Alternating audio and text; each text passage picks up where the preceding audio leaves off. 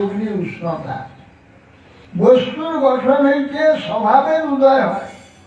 বস্তুর গঠন থেকে স্বভাবের উদয়, যেমন বস্তু যেমন গঠিত হয় তার সেই রকম স্বভাব। জলের স্বভাব যেমন ভিজিয়ে দেওয়া, নিচের দিকে পড়ে যাওয়া, জলের স্বভাব। ঠিক সেই রকম বস্তু তার নিত্য একটা স্বভাব সৃষ্টি হয়েছে। কৃষ্ণের ইচ্ছায় যখন কোনো বস্তু গঠিত হয় তখন সেই গঠনের নিত্য সহচরূপে একটি স্বভাব হয়, যেমন জলের স্বভাব নিম্নগামী। সেই স্বভাবই সেই বস্তুর নিত্য ধর্ম, সেটি তার নিত্য ধর্ম। পরে যখন কোনো ঘটনাবশত বা অন্য বস্তুর সঙ্গে সেই বস্তুর কোনো বিকার হয় তখন তার স্বভাব বিকৃত হয় বা পরিবর্তিত হয়। অত্যন্ত সত্য সহযোগী, যেমন জলটা বিকৃত হয়ে তখন আর জল থাকলো না, শক্ত একটা পাথর হয়ে যায়। এই জন্য বিকার হয়, তখন তার স্বভাব বিকৃত হয়, পরিবর্তিত হয়। সে জল নিচগামী স্বভাব পরিবর্তিত হয়ে যায়। জলে আমরা ডুবলেই সমস্ত গায়েতে জল লাগে, আর পাথরে ডুবতে গেলে মাথায় ঠেকা লাগে, পাথরে ঢুকা যাবে না। কোনো ঘটনা বস্তু অন্য বস্তুর সঙ্গে সেটা বিকার হয়, তখন তার স্বভাব বিকৃত হয়, পরিবর্তিত হয়। পরিবর্তিত স্বভাব কিছুদিনের দৃঢ় হলে নিত্য স্বভাবের ন্যায় সঙ্গী হয়ে পড়ে। পরিবর্তিত যে স্বভাবটা কিছুদিন থাকলে সে যেন নিসর্গ হয়ে যায়, তার স্বভাব হয়ে যায়। পরিবর্তিত স্বভাব যেমন, কে কথা বলে এখানে ফোন করার সময় না ফোন করে হবে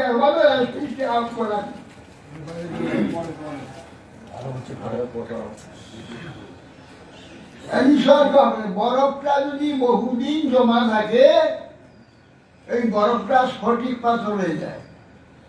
স্ফটিক পাথরের নাম শুনেছেন, হয়তো দেখেনি অনেকে।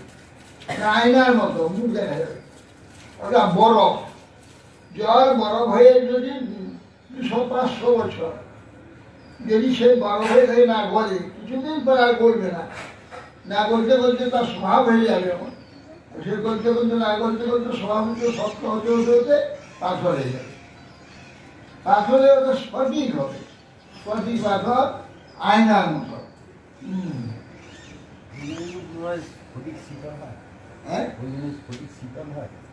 শীতল তো হবে, ঠান্ডা ঠান্ডা তো বরফ তো। নিসর্গ কোনো কারণে একটা স্বভাব সৃষ্টি হয়, তাকে নিসর্গ বলে। নিসর্গ স্বভাবের স্থলে বসিয়া আপনাকে স্বভাব বলিয়া পরিচয় দেয়। এই নিসর্গটা স্বভাবে পরিণত হয়ে গেল, সেটা যেন তার স্বভাব বলে পরিচয় দেয়। যেমন বরফটা পাথর হয়ে গেল, সে পাথর বলে নিজেকে পরিচয় দিচ্ছে। জল একটি বস্তু, কারণ তার স্বভাব।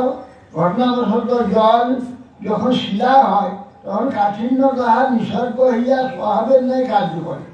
বস্তুত নিসর্গ নিত্য নয়, তাহার নৈমিত্তিক, কেননা কোনো নিমিত্ত হইলে বিদিত হয়, এবং নিমিত্ত বিদিত হইলে স্বয়ং বিগত হয়। কিন্তু স্বভাব নিত্য, বিকৃত হইলেও তাহা অনুসৃত থাকে। কাল বা ঘটনাক্রমে স্বভাব অবশ্যই নিজ পরিচয় দিতে পারে। বলছেন কিন্তু স্বভাব নিত্য যে স্বভাব, এটা বিকৃত হলেও তা অনুসৃত, তার সঙ্গে স্বভাবটা থেকে যায়। ঘটনাক্রমে স্বভাব অবশ্যই নিজের পরিচয় দেয়। বস্তুর স্বভাবই বস্তুর নিত্য ধর্ম। বস্তুর যে নিত্য স্বভাব, সেইটা তার নিত্য ধর্ম। কিন্তু নিসর্গ বস্তুর নৈমিত্তিক ধর্ম। নিসর্গ কোনো প্রকার কোনো কারণে একটা নতুন স্বভাব সৃষ্টি হলেও সেটা কিন্তু তার নিজের ধর্ম নয়, সে নিসর্গ বস্তু নৈমিত্তিক স্বভাব, ধর্ম। তা বস্তু জ্ঞান আছে, তারা নিত্য নৈমিত্তিক ধর্মের প্রভেদ জানিতে পারেন। নিত্য ধর্ম বা নৈমিত্তিক ধর্ম। আর নৈমিত্তিক ধর্ম নাকি জলটা খুব ঠান্ডা পড়লে বরফ হয়ে গেল। এই বরফটা তার স্বভাব নিত্য ধর্ম নয়, তার নিত্য ধর্ম জল হয়ে থাকা, তরল হয়ে থাকা। আর বরফটা যখন হয়ে গেল ওটা এবারে নৈমিত্তিক ধর্ম, ওটা ধর্ম নয়, সত্য পাঠ্য বলে আছে। কিন্তু আবার গরম পেলে ও বলে আবার জল হয়ে যাবে।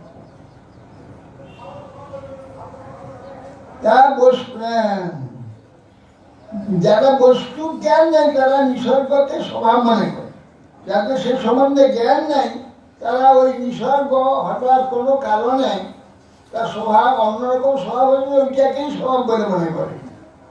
নৈমিত্তিক ধর্মকে নিত্য ধর্ম মনে করেন। সন্ন্যাসী ঠাকুর জিজ্ঞাসা করলেন বস্তু কাকে বলে, স্বভাব শব্দের অর্থটা কি? তিনি প্রশ্ন করলেন বস্তু কাকে বলে, স্বয়ং স্বভাব শব্দের অর্থ কি? পরমাংশ মহারাজি কইলেন বস ধাতুকে সংজ্ঞার্থে টু প্রত্যয় করিয়া বস্তু হয়েছে। বস ধাতু অবস্থিতি, স্থিরে এক জায়গায় থাকা, একে বস। বস ধাতু এত টু প্রত্যয় করে বস্তু হয়েছে। অতএব যার অস্তিত্ব আছে, প্রকৃতি আছে, তার সেইটাই বস্তু। বস্তু দুই প্রকার, অর্থাৎ বাস্তব বস্তু এবং অবাস্তব বস্তু। দুই প্রকার বস্তু আছে, বাস্তব অবাস্তব। বাস্তব বস্তু পরমার্থ ভূত তত্ত্ব, অবাস্তব বস্তু দ্রব্য গুণাদির রূপ। দ্রব্য গুণাদির যে রূপ সেগুলো অবাস্তব। বাস্তব বস্তু পরমার্থ ভূত তত্ত্ব। পরমার্থ তত্ত্ব হচ্ছে আত্মতত্ত্ব। আত্মা যেটা চেতন, আমরা এই চেতন, এইটা হচ্ছে বাস্তব বস্তু। এটা অবাস্তব না। অবাস্তব কি? এইটা ছিল বালক, শিশু ছিল, বালক হলো, কিশোর হলো, যুবক হলো, পাল্টে যাচ্ছে। কিন্তু বস্তু দেখা যাচ্ছে, আছে, অস্তিত্ব আছে, কিন্তু পরিবর্তন হয়ে যাচ্ছে। এই যে অবাস্তব বস্তু। অবাস্তব বস্তু দ্রব্য গুণা দিল, দ্রব্য এবং এর গুণ। বাস্তব বস্তুর অস্তিত্ব আছে, অবাস্তব বস্তুর অস্তিত্ব কেবল প্রকৃতি হয়। প্রকৃতি কোন স্থলে সত্য, কোন স্থলে ভান মাত্র। অবাস্তব বস্তু প্রকৃতি যেমন শরীরটা প্রকৃতি আছে, কিন্তু এটা কোনো সময় থাকছে, কোনো সময় থাকছে না, পরিবর্তন হয়েছে, নাশ হয়ে যাচ্ছে। কোনো সময় ভান। শ্রীমদ্ ভাগবতের প্রথম স্কন্ধে দ্বিতীয় শ্লোকে উঠে বেদম বাস্তব বস্তু অর্থবস্তু শিবদম, বাস্তবম অর্থবস্তু শিবদম। এই কথায় বাস্তব বস্তু একমাত্র পরমার্থ, অর্থাৎ আত্মতত্ত্ব। সে বাস্তব বস্তু শিবদম কল্যাণ দানকারী, মঙ্গল দান করে, তা বাস্তব বস্তু অর্থাৎ আত্মা বা চেতন, পরমাত্মা, এ হচ্ছে পরম কল্যাণ দানকারী। এই কথায় বাস্তব একমাত্র পরমাত্ম, এটা নির্ণীত হয়েছে। ভগবান একমাত্র বাস্তব বস্তু, তার থেকে আমরা সৃষ্টি হয়েছি, আমরা তার থেকে এসেছি, আমরাও বাস্তব। কিন্তু এই শরীরটাও বাস্তব। ভগবান একমাত্র বাস্তু, সেই বস্তুর পৃথক অংশ জীব, সেই বস্তুর শক্তি হচ্ছে মায়া।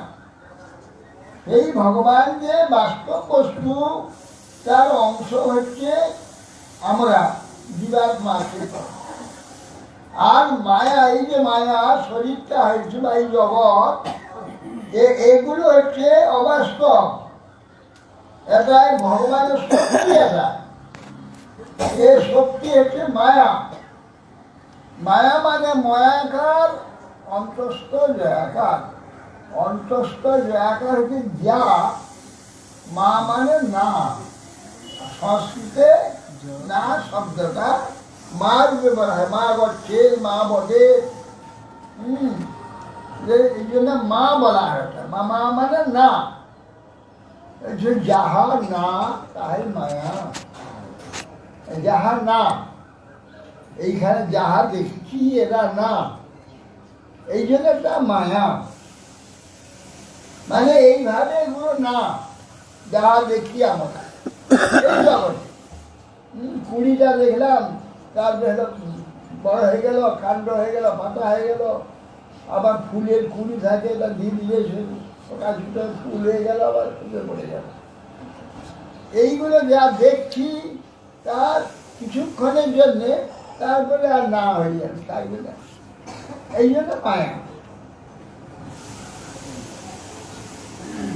এই তিন তত্ত্বকে বুঝিতে হয়, মায়া, জীব এবং ভগবান।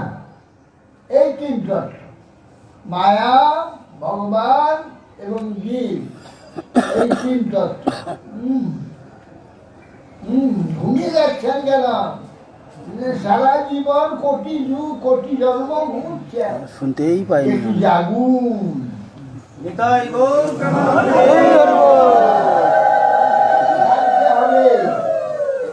জাগার দেশে যেতে হবে। আমি জাগ্রত, আমি নির্দিষ্ট নয়, এইটা নির্দিষ্ট।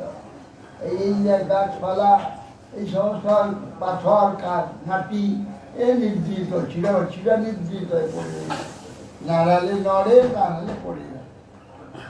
আমি চেতন, আমি জাগ্রত, যে আমাকে জাগতে হবে।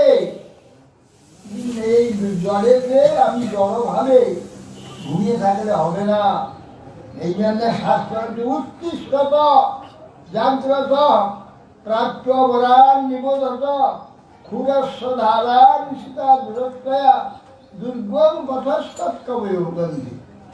এই জন্যে শাস্ত্র বলছে, ওঠো ওঠো, জাগো, উৎকৃষ্টত জাগো।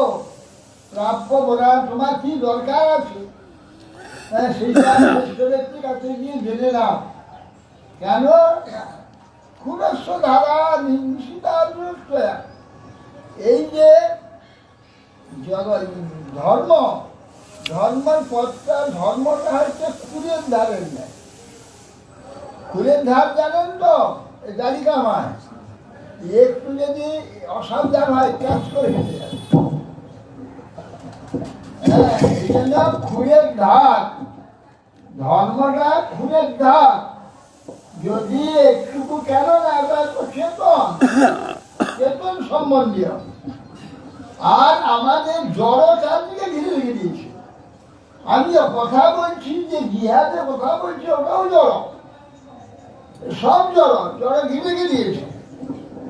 এই জন্যে এই তিনটি তত্ত্বকে বুঝবার জন্য অতি সাবধান হতে হবে। কিন্তু আমরা সাবধান নই। কেন? জড়ের স্বভাব, আমরা কোন রকম করে আমরা চালিয়ে দিতে পারি। হ্যাঁ, সিদ্ধ অন্ন খেয়ে দিতে পারি, চালকে চিবিয়ে খেয়ে দিতে পারি, আবার সুসিদ্ধ ভাত রান্না করে খেতে পারি, চালিয়ে দিতে পারি। আমার সব এই চালিয়ে দেওয়া স্বভাব হয়ে গেছে আমাদের। আর আমরা ধর্মের বেলাতে গিয়ে ওটা চালিয়ে দিতে চাই। ওই চালিয়ে দিতে গিয়ে কেটে পড়ে যাবে, কেটে পড়ে যাবে, যেতে পারবে না।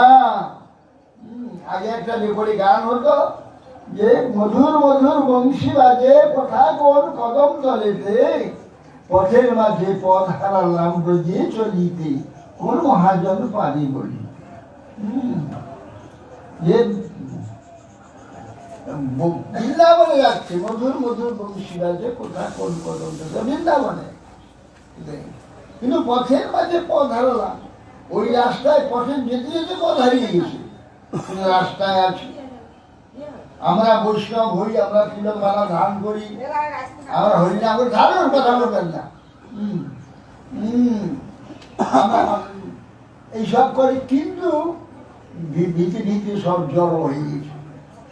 চেতনের দিকে অগ্রসর না হয়ে ওই জড়ের দিকে চলে গেছে। ওই জড় ভাব সব জড়ের দিকে আমাদের চিত্ত চলে যায়। খুঁজেন নাই না ওই চেতন বলে আমরা সেটাকে জড় করে দিচ্ছি। জড়ের চেতন হচ্ছে মহাপ্রসাদ। আমরা সেই মহাপ্রসাদকে ভাগ ডাল করে দিচ্ছি।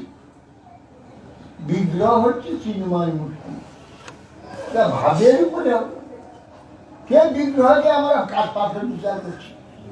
এই শাস্ত্রাঙ্গে প্রণাম করছি, মিষ্টি এনেছি ভোগ হবে। এই কি জয়পুর থেকে পাথর না হয়েছে না? জয়পুরের এ কৃষ্ণকে করতে পাথর রাধারানী শেষ পাথর না। ভোগ দেবে শাস্ত্রাঙ্গে প্রণাম করছে। দেখুন খুরের ধারটা কোথায়, একে বলে খুরের ধার। ভোগ দিলে ভগবান বলে এসেছে, শাস্ত্রাঙ্গে প্রণাম করছে ভগবান বলে। আবার বলছে জয়পুরে কষ্টি পাথরে কৃষ্ণ না, যে পাথরকে ভোগ লাগাতে এসেছে, পাথরকে ভোগ লাগাতে বলে এইখানে খুরের ধার। ওখানে পাথর দেখেও পাথর দেখতে হবে, জড় দেখেও জড় দেখতে হবে না। চেতন সাক্ষাৎ ভগবান, তার সঙ্গে সেরকম ব্যবহার করতে হবে। তাই ভগবানের কেউ চেঁচিয়ে কথা বলছে,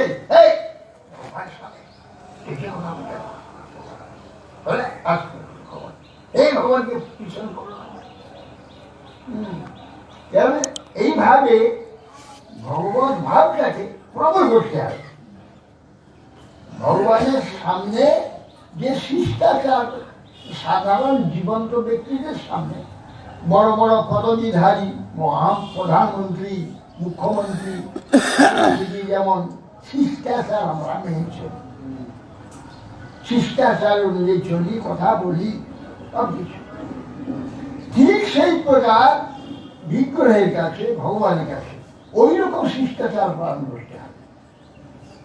এবং ভগবানের ঠিক সময় ভোগ দেওয়া, যা যা প্রত্যেক দিন ভোগ দেওয়া হয় প্রতিদিন সেটা দিতে হবে। আজকে যেমন ইচ্ছা হলো যেমন পেলাম, আজকে কালকে যেমন ইচ্ছা তেমন দিলাম, ভগবান হলো না, ওটা আমার ইচ্ছা। আমার ইচ্ছা হলো ভগবানের ইচ্ছা, ভগবানের মরে পড়ি যেখান থেকে হোক ভগবানের সেবা এই দিতে হবে। অতএব সেই জন্যে আমাদের এই তিন তত্ত্বে বহুবিধ প্রকৃতি আছে, সে সমস্ত অবাস্তব বস্তু মধ্যে পরিগণিত। এই যে তিন তত্ত্ব বলে মায়া, জীব এবং ভগবান, এর মধ্যে বহুবিধ প্রকৃতি আছে, সে সমস্ত অবাস্তব বস্তু মধ্যে পরিগণিত। বৈশেষিক দিকের দ্রব্য ও গুণসংখ্যা কেবল অবাস্তব বস্তু মাত্র। বাস্তব বস্তু যে বিশেষ গুণ, তাহাই তাহার স্বভাব। বৈশেষিকগণ বস্তুর বিশেষত্বকে বিচার করেছে। এই থেকে সেই সিদ্ধান্তের নাম বৈশেষিক সিদ্ধান্ত। বৈশেষিক সব দর্শনের মধ্যে বৈশেষিক একটা দর্শন। বস্তুর বৈশিষ্ট্যটা বিচার করা হয়, সেগুলো অবাস্তব আলোচনা মাত্র। বাস্তব বস্তুর যে বিশেষ গুণ তাই তার স্বভাব, আর বাস্তব বস্তুর যে বিশেষ গুণ তার গুণ এবং স্বভাব এবং তিনি একটাই, একটাই না, হবে না। আর জগতের বস্তু তার স্বভাব তার গুণ আল্লাহ আল্লাহ। বাস্তব বস্তুতে বিশেষ গুণ তাই তার স্বভাব। জীব একটি মাত্র বাস্তব বস্তু, জীবের যাহার নিত্য বিশেষ গুণ তাই হচ্ছে স্বভাব।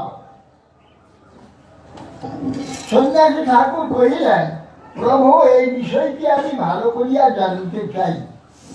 বাবাজি মহাশয় কহিলেন, শ্রী নিত্যানন্দ প্রভু কৃষ্ণদাস কবিরাজ নামক একটি কৃপাপাত্র আমাকে একখানি হস্তলিপি গ্রন্থ দেখাইয়াছেন। সেই গ্রন্থের নাম শ্রী চৈতন্য চরিতামৃত। তাহাতে শ্রীমান মহাপ্রভুর এ বিষয়ে একটি উপদেশ আছে, যথা জীবের স্বরূপ হয় কৃষ্ণের নিত্য দাস, কৃষ্ণের তটস্থ শক্তি ভেদাভেদ প্রকাশ, কৃষ্ণ ভুলি সেই জীব অনাদি ওই মুখ, অতএব মায়া কালে দেয় সংসার বিদু। কবিরাজ গোস্বামী চৈতন্য চরিতামৃত আছে, ওটা সনাতন শিক্ষা। সনাতন গোস্বামী এই বাংলাদেশের তিনি মহামন্ত্রী, বাংলা, বিহার, আসাম 4 প্রদেশের বাদশাহ ছিল হোসেন শাহ। তাহার মহামন্ত্রী ছিলেন সনাতন। তিনি মহাপ্রভুকে প্রশ্ন করছেন, কে আমি, কেন আমায় যাবে তপস্বর, ইহা নাহি জানি কেমন হিত হয়, সাধ্য সাধন তত্ত্ব কিছুতে না জানি, কিবা করি সব তত্ত্ব কথা। প্রশ্ন করেছে, গোড়ার প্রশ্ন, মূল প্রশ্ন, কে আমি আগে জানতে হবে। তো সনাতন জানতো না কে সে, এত বড় 3টা দেশের মহামন্ত্রী, জানে না সে কে? জানে, কিন্তু ওই জানাটাকে, এই যে দেহ এই সময় এইটাই জানে যে এই জানাটা ঠিক নয়, এটা মিথ্যা। সেই জন্য বলছে না আসল আমি কে, এইটা বলুন।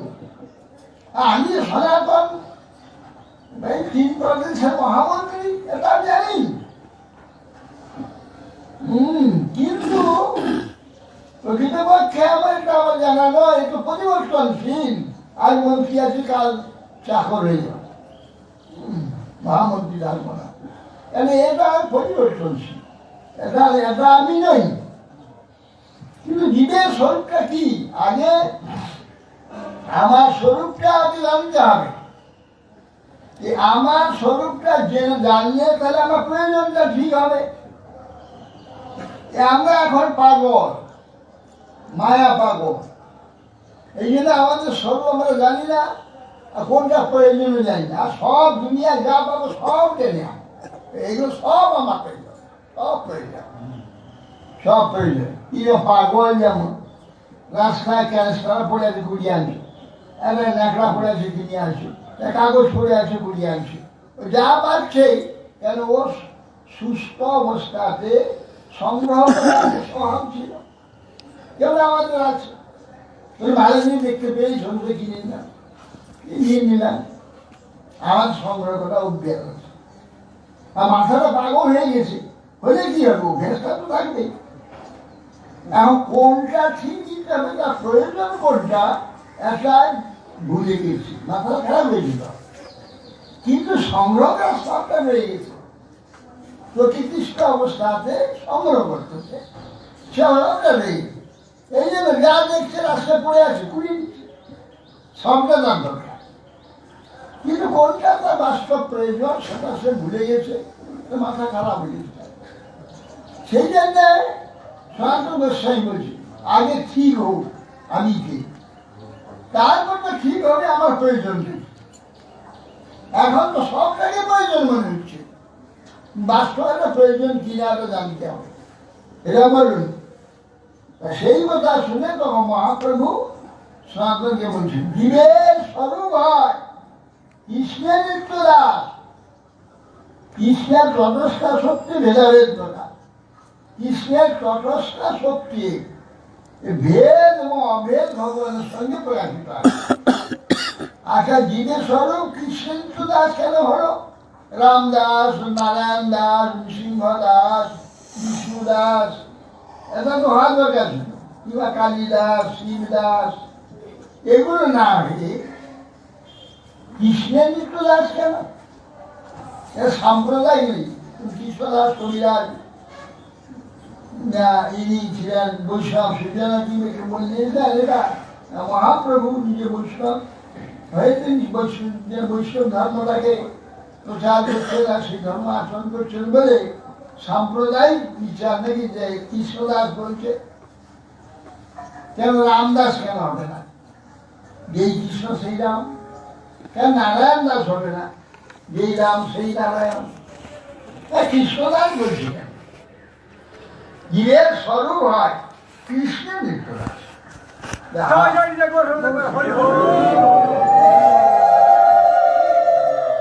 কেন কৃষ্ণদাস বলছেন? জীবের স্বরূপ সে অনেকের আরাধনা করতে পারে। তার স্বরূপটা কি? তার স্বরূপের আরাধনাই কৃষ্ণই। আমরা যে জীব, আমাদের স্বরূপের আরাধনাটা একমাত্র কৃষ্ণ হবে। অনেক কেন হবে না? আমার যা প্রয়োজন, আমি যা যা আমার যোগ্যতা আছে, একমাত্র কৃষ্ণ দিতে পারেন, আর কোনো অবদান দিতে পারবেন না। কেন না? কৃষ্ণ ষোলকলায় পরিপূর্ণ। আর আমাদের যে 12টা রস আছে, শান্ত দাস্য সক্ষ বাৎসল্য মধুতে 5টা সাই রস, হাস্যবীর অদ্ভুত করুণ রুদ্র ভয়ানক বিভৎস, একটা গৌণ 7টা রস। এই যে 7টা 5টা 12টা রস, এটা আমার আত্মা, জীবাত্মার স্বরূপের জন্মাটা। এইটা রস আমাদের মধ্যে আসে। যিনি এই সমস্ত 12টা রসের সেবা দিতে পারবেন, তিনি তো আমার প্রভু হবেন। যদি দিতে পারবেন না, তিনি কি করে প্রভু হবেন? তার দাস আমি কি করে হব? একজন এমএ পাস করেছি, তাকে যদি বলা হয় যে তুমি প্রাইমারি স্কুলে ছেলেদের পড়াও, তাহলে তার যোগ্যতা অনুযায়ী তাকে কি কাজ দেওয়া হলো? এমএ পাস করেছে, সে প্রফেসর হবে, সে কলেজেতে ইউনিভার্সিটিতে গিয়ে সেখানে পড়াবে। তাই বলা হয় যে পাঠশালায় প্রথম প্রাথমিক ছেলেদের ও আদি শেখাও। এখন তার যোগ্যতা অনুযায়ী তার কাজ দেওয়া হলো। তিনি আমাদের 12টা রসের অধিকার আছে, কেন আমাদের মধ্যে 12টা রস আছে। সেই 12টা রসের সেবা দিতে হবে। অন্যান্য অবতার নানা নানা 1.5টা রস, হ্যাঁ, রাম নৃসিংহাদি 2.5টা রস, রামচন্দ্রের 5টা রস, 12টা রস পরিপূর্ণ আছে। কিন্তু রামের একটা অভাব আছে কি? তিনি একপত্নী ব্রত ধর, স্ত্রী তাকে পত্নীতে কেউ আরাধনা করতে পারবে না। কেন? সীতা ছাড়া অন্য কাউকে তিনি স্ত্রী বলে স্বীকার করবেন না। এই জন্যে তার এটা অভাব আছে। তিনি আমাকে সেবা দিতে পারবেন। আমি যদি বলি তোমাকে আমি পত্নী উপাসনা করবো, না তা সব দণ্ডকারণ্যের ঋষিগণ সবাই তপস্যা করছে, কি না রামকে পত্নী উপাসনা করছে। পত্নী উপাসনা পত্নী উপাসনা করছে, হ্যাঁ আমরা পত্নী উপাসনা না হবে না। আমার একপত্নী ব্রত ধরানি, আর সীতা ছাড়া দ্বিতীয় কাউকে আমি পত্নী রূপে স্বীকার করতে পারি। অর্থাৎ সেই জন্য যখন তিনি চলে যাচ্ছেন এই পৃথিবী ছেড়ে, তা প্রতি বছর যজ্ঞ করছেন। এই যজ্ঞে তো গৃহস্থ স্বামী স্ত্রী ছাড়া যজ্ঞ হয় না, পরিবর্তে মিলে করতে হয়। এখন সীতা নাই, সে তো বনবাসে আছে। এখন কি হবে? তা বৈশিষ্ট্যকে বললে কি হবে? যজ্ঞ আমি করবো কি করে? স্বামী স্ত্রী না হলে তো যজ্ঞ হবে না। তার বললেন এই কাজ করো, সোনার সীতা তৈরি করো। তেমন স্বর্ণ সীতা তৈরি করে তাকে বামে রেখে যজ্ঞ করেছেন। এখন উনি ছিলেন 13,000 বছর পৃথিবীতে। তো 13,000 বছর তিনি যজ্ঞ করেছেন, 13,000 সীতা হয়েছে। প্রতি বছর দুটো অনেক সীতা তৈরি করতে হবে। ওই সীতা তো মরে গেছে না, সেটা তো পুরানো গিয়েছে। এখন প্রতি বছর যজ্ঞেতে একটা করে সীতা তৈরি করতে, সোনার সীতা। সেই স্বর্ণ সীতা একটা গোডাউন আছে, গোডাউনে ভর্তি হয়ে আছে। বা যখন স্বর্ণ সীতা লেগে যখন চলে যাচ্ছে রামচন্দ্র, তখন ওই সীতা সারাতে গিয়েছে। যে বলছে সীতা, তাদের তো প্রাণ প্রতিষ্ঠা হয়েছে, তারা ভগবানের সংস্পর্শে আসার সময় জীবন্ত হয়ে গেছে। আমাদের রাজনীতি আমি চলে যাচ্ছি, এই জগৎ ছেড়ে আমি চলে যাচ্ছি, তাহলে আমরা তারা ভাবছে আমাদের নিয়ে যান। স্বর্ণ সীতারা বলছে আমাদের দিবেন না, না তোমরা তো এত অসংখ্য সীতা, আমার তো একটা সীতাই আমার পত্নী, এত সীতা তো আমার পত্নী নয়, আমি একটু পত্নী তো ধর, তোমাদের এত নিয়ে আমি কি করবো? তাহলে আমরা কি হবে? আপনি তো আমাদের সব স্ত্রী রূপে গ্রহণ করে নিয়েছেন, আমরা তো স্ত্রী সব, আমাদের কি করছো? আগামী অবতারে আমার তোমরা সব তো আমার পত্নী হবে, তখন আমাকে লাভ। সেই স্বর্ণ সীতারা ওই যে 16,108 মহিষী হয়েছে, তার মধ্যে 16 স্বর্ণ সীতারা আছে। হ্যাঁ, তখনই কৃষ্ণকে এই জন্যে রামচন্দ্র আমার উপাস্য হতে পারে না, আমি তার প্রতিনিধি পাবো, আমি প্রতিনিধি অবসর হতে চাই। তেমনি অন্যান্য যত অবতার সব রসের অভাব আছে, কিন্তু একমাত্র পরিপূর্ণ রসামৃত সিন্ধু ভগবান গোবিন্দ সরকালা পরিপূর্ণ। এখন আর আমাদের এই 12 রস পরিপূর্ণ আমরা, তো আমাদের পরিপূর্ণ সেবাটা কৃষ্ণই একমাত্র দিতে পারবেন, রাম, নৃসিংহ ইত্যাদি বরাহ বামন কেউ দিতে পারবে। এই জন্যে আমরা সকলেই কৃষ্ণ দাস। সে আমাদের ইচ্ছা অন্য কোনো রসে আমরা রামের প্রসাদ চলি, নৃসিংহ প্রসাদ চলি, নারায়ণের প্রসাদ চলি, সেটা আমাদের যেখানে যে আগে সব রস বাদ দিয়ে একটা রসেতে আমরা মিশি হতে পারি, আমি যে কোনো অবতার প্রসাদ। কিন্তু স্বরূপ আমার কৃষ্ণদাস, প্রত্যেকটি জীবাত্মা স্বরূপ কৃষ্ণদাস, কৃষ্ণ পরিপূর্ণ রসামৃত প্রকাশ করেন কৃষ্ণ রূপে। কৃষ্ণ রাম আলাদা নয়, রাম যেই কৃষ্ণই, কিন্তু রস প্রকাশ নাই। আর কৃষ্ণকে কৃষ্ণ রূপে যে পরিপূর্ণ রস, সমস্ত রস প্রকাশ। এই জন্য আমাদের সর্বদা আমরা কৃষ্ণদাস, এখানে কোনো সাম্প্রদায়িকতা কিছু নেই, সর্বদা আমরা কৃষ্ণদাস কবিরাজ বিষয়। মহাপ্রভু সেই কথা বলছে, জীবের স্বরূপ হয় কৃষ্ণের নিত্য দাস। আমরা কৃষ্ণের নিত্য দাস, কৃষ্ণের তটস্থা শক্তি, কৃষ্ণের যে শক্তি আছে, শক্তিটা একটাই। তাহার প্রপঞ্চের জায়গায় অনন্ত ব্রহ্মাণ্ড সৃষ্টি করলেন। ব্রহ্মাণ্ড সৃষ্টি করবার জন্যে তিনি প্রথমে তার শক্তিকে বললেন তোমরা 3 ভাগ হয়ে যাও, একটাই তো শক্তি ভগবান, বললেন তো 3 ভাগ হয়ে যাও, একটা জড়াশক্তি মায়া হয়ে যাও, একটা চিৎ থেকে যাও, আর একটা উভয় হয়ে যাও, জড়েতেও যেতে পারবে আবার চেতনে যেতে পারবে, সেটা তটস্থা। তোমরা 3 ভাগ হয়ে যাবে। মায়াকে বললেন খবরদার তুমি নড়াচড়া করবে না,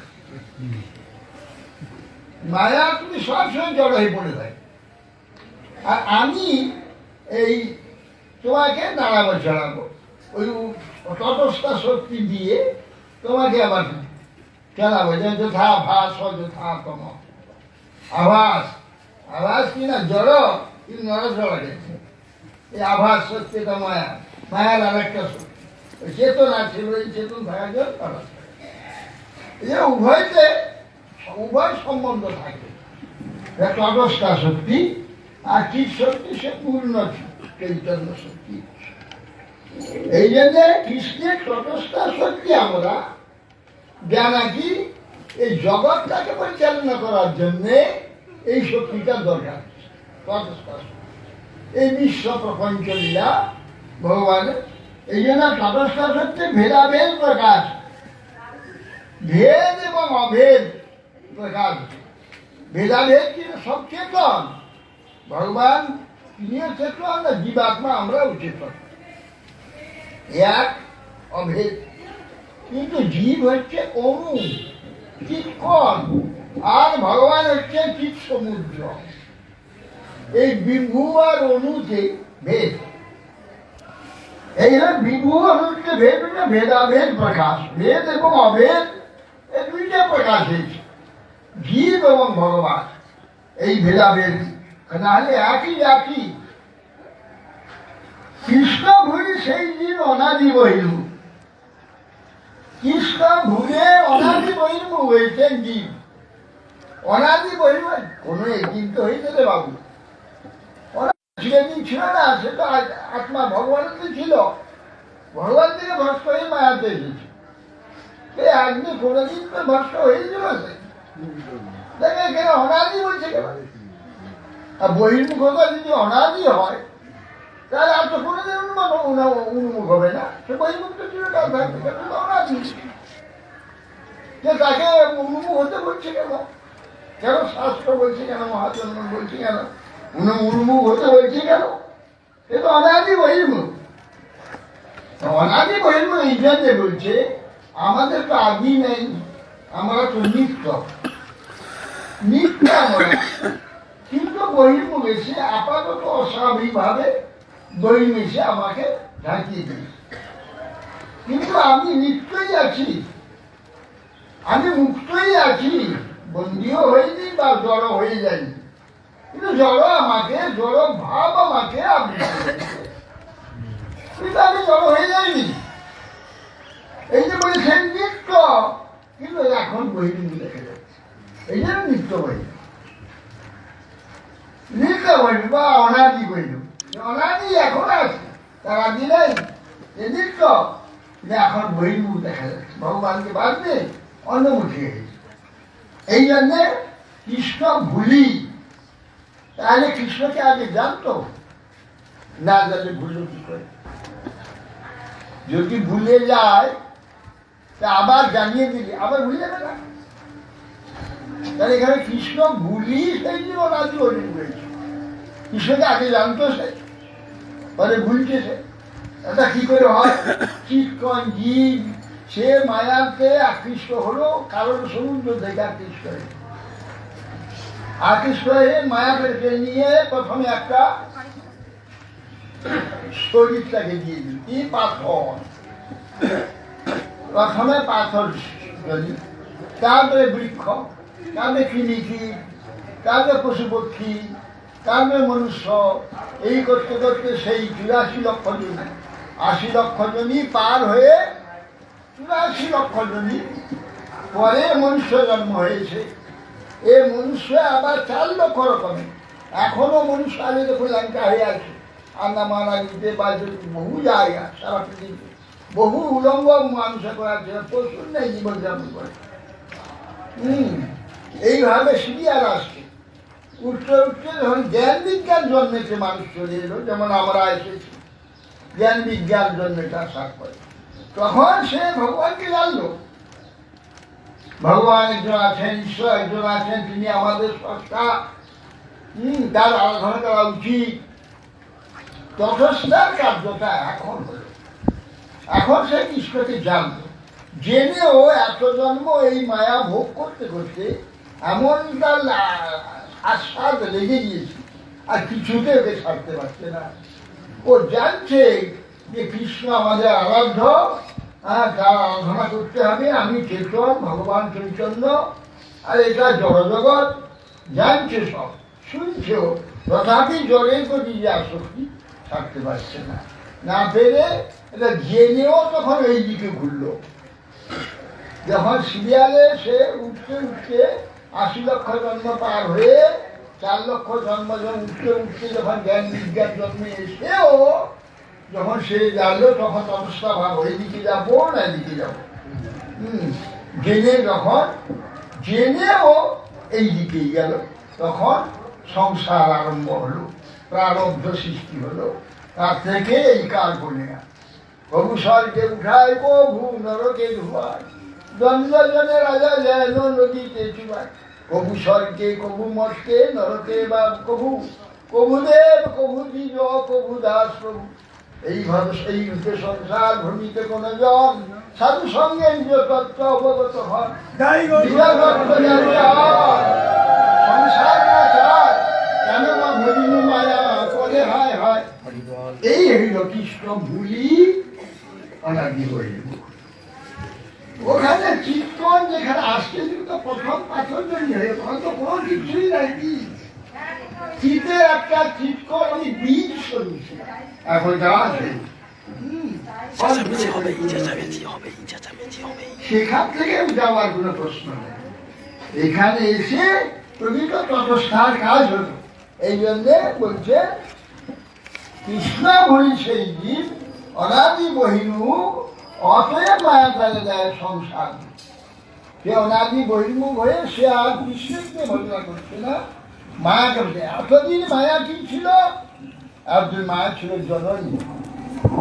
কেননা আমাকে বলে পিঠে করে, হ্যাঁ, প্রতি জন্মে লেগে একটা ধাক্কা দিয়ে আমার চেতন জন্মেছে।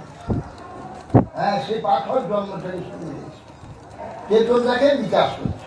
হ্যাঁ, প্রথমে আচ্ছাদিত চেতন, তারপরে সংকুচিত চেতন, তারপরে হচ্ছে মুকুলিত চেতন, তারপরে বিকশিত চেতন, তাহলে পূর্ণ বিকশিত চেতন এখানে। হ্যাঁ, অতএব সেই জন্যে এখন তো আমাদের ভগবানের প্রসঙ্গ এখন করছি না, না করলে ওই মায়া ভোগ করার জন্য ওই দিকে যাচ্ছি।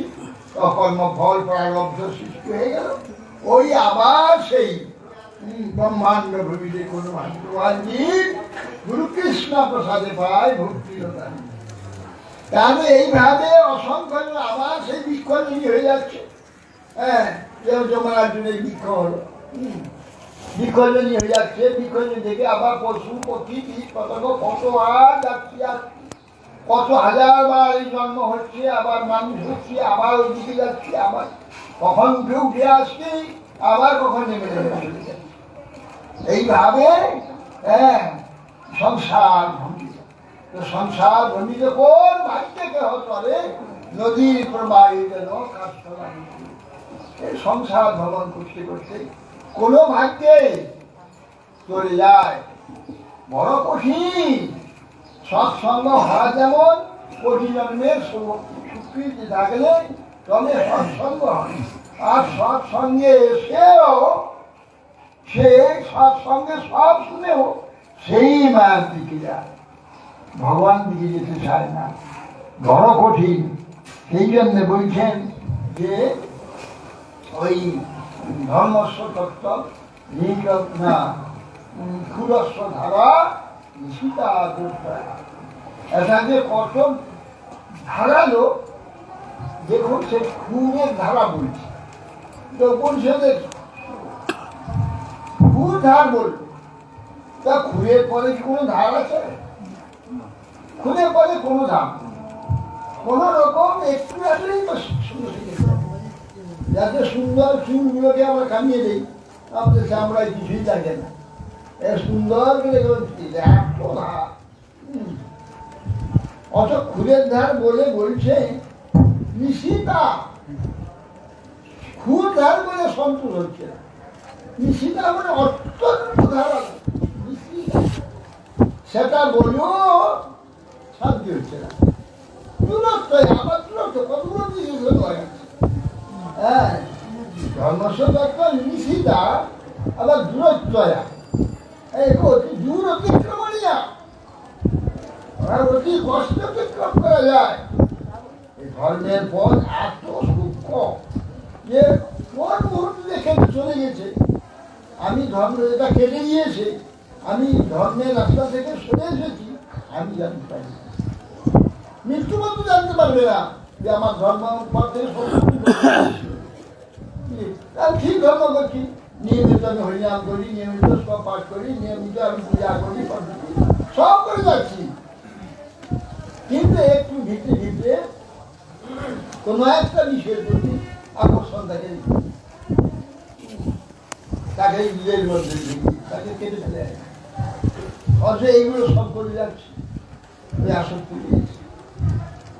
এই ধরনের নানা প্রকার সূক্ষ্ম রয়ে যায়।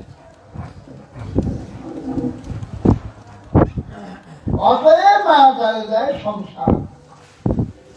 এই কারণে মায়া আমাদের সংসার, সংসার নয় সম্পূর্ণ শ্রী ধাতু, শ্রীমান দন্ত সহি, শ্রী মানে স্মরণে গতিশীলতা, এই গতিশীলতার সংসার এ আমরা ভোগ করছি জন্ম থেকে মৃত্যু, মৃত্যু থেকে জন্ম। এই জন্যে অতএব মায়া তালে এই সংসার দুঃখ মায়া তো জননী ছিল, প্রতি জন্মেতে আমার চেতনটাকে উন্মেষ করছিল। ওই পশু জন্ম থেকে কীট পতঙ্গ থেকে তুলে আনতে কত কষ্ট করতে হবে, আমি জন্মই নেকলে করে নিয়ে মায়া আমাকে আস্তে আস্তে সেই চেতনটাকে উন্মেষ করতে করতে জ্ঞান বিজ্ঞান জন্ম পর্যন্ত মায়াই নিয়ে এখন নিয়ে এসে আমাকে জানিয়ে দিলেন মায়া যে কৃষ্ণ তোমার আরাধ্য, কৃষ্ণের আরাধনা তুমি করো, ভগবানের আরাধনা তোমায় করতে হবে, তুমি ভগবানের অংশ, ভগবান আরাধনায় তোমার ধর্ম, তুমি জড় নও, তুমি সব জানি, তুমি ভগবানের আরাধনা করো। আমি সংসার সংসার ভোগ করি, কি বেটা তোকে এত জন্ম ধরে এত আদর করে এত যত্ন করে তোকে আমি পালন করিস, কারণ পশু পক্ষীদের তো এখন বিবেকে নেই, বাচ্চা ছেলেটাকে কিভাবে পালতে হবে ওদের বিবেকে নাই, প্রকৃতি স্বভাব নয়, স্বভাবে সেই লোকে পালন করছে, স্বভাব পালন প্রকৃতি পালন করছে। অতএব সেই জন্যে তোমাকে আমি মায়ের মতো পালন করে করে করে করে এতদূর নিয়ে এসে তোকে পূর্ণ জ্ঞান দিলাম, তুমি আমার যে আরাধনা দেবী ভগবান তোমার প্রভু, তুমি তার আরাধনা করবে, তুমি এখন আরাধনা করবে না, সে ভোগ করবে। এসব একটা বিষয় তোকে ভোগ করাচ্ছি, আমার ভেঙে পিসা আছে, পিসা ছেড়ে আবিষ্ট তাকে বিষের দিকে উঁচিয়ে চালা। তখন পিসাকে পাইলে যেন মতিচ্ছন্ন হয়, মায়াগ্রস্ত জীবে হয়, মতিচ্ছন্ন হয়ে যায়, মায়াদেবী অসন্তুষ্ট হয়ে যায়। মায়াদেবী সন্তোষ হচ্ছে কৃষ্ণ আরাধনায়। আর এই স্কন্দন প্রয়াণ করেছিলাম, সেখানে এক জায়গায় দেবী বলছেন, বলে আমার ভক্ত কারা জানো, আমার প্রকৃত ভক্ত বৈষ্ণব, আর যারা আমাকে মা মা বলে দিন শেখাচ্ছে আমার ভক্ত নয়, এরা মা স্বার্থবাদী, খালি মা মা বলে যারা মা দেহ যেদিকে সুন্দরম যুদ্ধে জয়ন্তী বাবুনাশিনী রূপং দেহি জয়ং দেহি দিশো দহি দিশো দহি বিদেহি দেহি কল্যাণ বিদেহি পরমুচ্চ করি রূপং দেহি জয়ং দেহি দিশো দহি নিজ দহি, দুইবার জয় দাও, ডবল জয় দাও, দশটা একটা জয় নয়, ডবল জয়।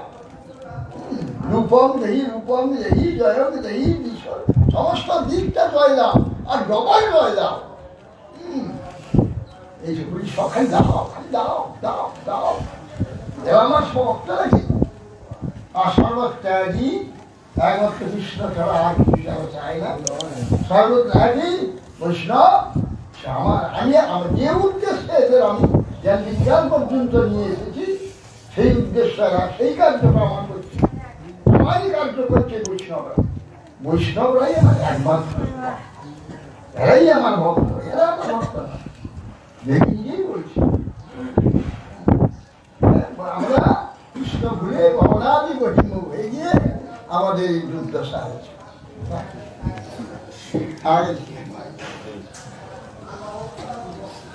বাবা দেহি দেহি বলবো না বাবা, যা হচ্ছে বাবা।